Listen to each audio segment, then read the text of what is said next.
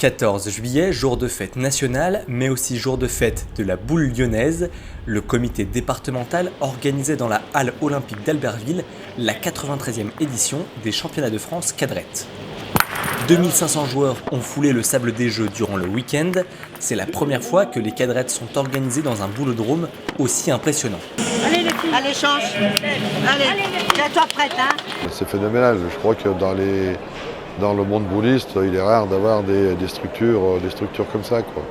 Surtout avec cette air olympique qui plane dans cette salle, c'est vrai que c'était hyper impressionnant, parce que même des joueurs de boules, on l'a remarqué, on dit ça nous fait vachement plaisir de jouer sous une flamme olympique, quoi. Une compétition d'envergure rendue possible par le soutien des pouvoirs publics, de la ville d'Albertville, de la région et du conseil départemental de la Savoie.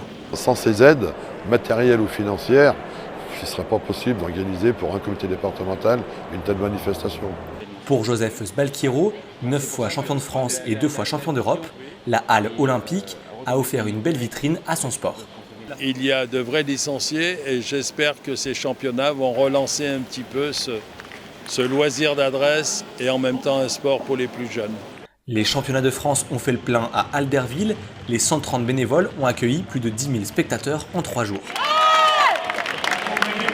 Dans différents championnats de France qu'on a pu voir, les cadres ont toujours été dehors ou souvent, et là d'avoir un boulodrome en fait, un cadre avec 32 jeux à l'intérieur, je trouve que c'est super parce que c'est avec une tribune aussi importante, il y a beaucoup de monde et ça permet justement à des gens même qui sont venus, j'ai croisé des gens qui n'étaient pas boulistes et qui sont venus voir la boule lyonnaise, et je trouve que c'est très bien là. Ouais. On a rarement vu un cadre aussi beau avec des tribunes aussi immenses, c'est super impressionnant à mon avis pour les joueurs, ça doit être un truc de fou de jouer dans un complexe comme celui-ci, c'est chouette et à mon avis tu vis pas ça 36 fois dans ta vie.